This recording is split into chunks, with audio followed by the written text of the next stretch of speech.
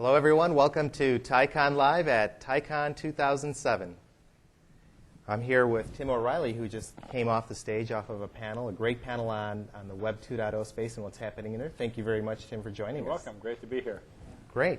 Well, you know, the one thing that you got a sense, I think, from the audience Q&A is there are a lot of companies that are doing Web 2.0 type of companies. What are your thoughts on the extreme number of companies that are out there now doing a lot of Web 2.0 companies? And also, to add on top of that, what do you think about the competitive barrier of creating one of these companies?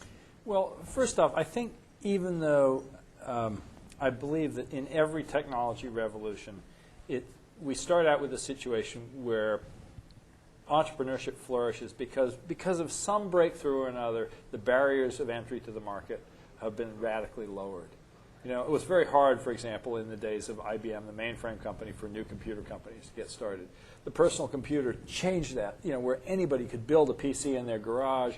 You know, the move to software meant that a couple of guys, again, in the garage could start a company and hope to break in. But after 10 years of the personal computer industry, it was really hard. You know, and you know, a few companies were making all the money, and nobody else was getting anywhere. The same thing happened with the web. You know, and we're really entering that phase, I think, of you know, consolidation by large companies. We're still in the fortunate phase when a lot of small companies can start doing something innovative and get acquired. But I think there are barriers to entry. What I think is really interesting, though, is the barriers to entry are different.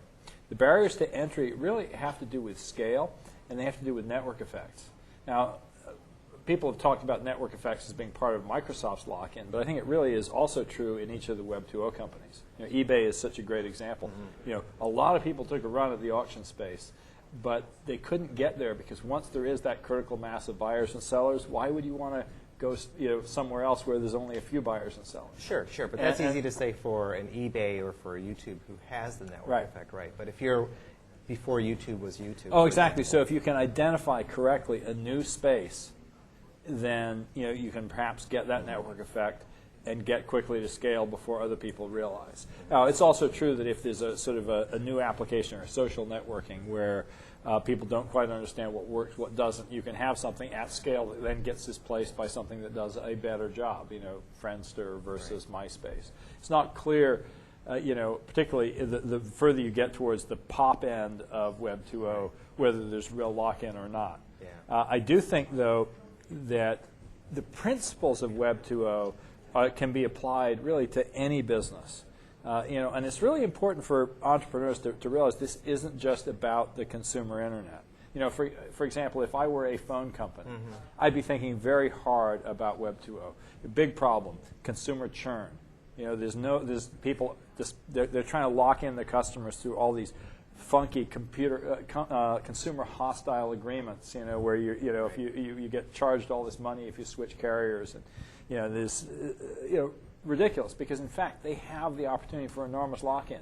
You know, they knew everyone you call, right? They could be building a social network application if they just thought Web 2.0 and said, wow, we have this back office where we track all your calls, but how could we turn that into a consumer-facing application that makes your phone more useful to you? All of a sudden, the history of how you've used your phone would be this enormous source of lock-in.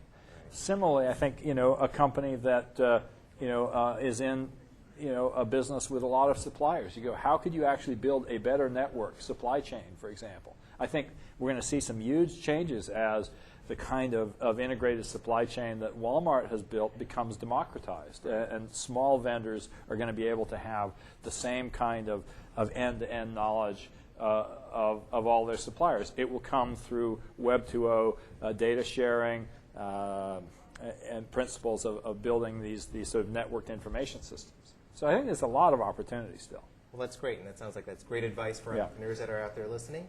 Thank you for watching this interview with Tim, and stay tuned for some more coming up here at TiEcon Live, TiEcon 2007.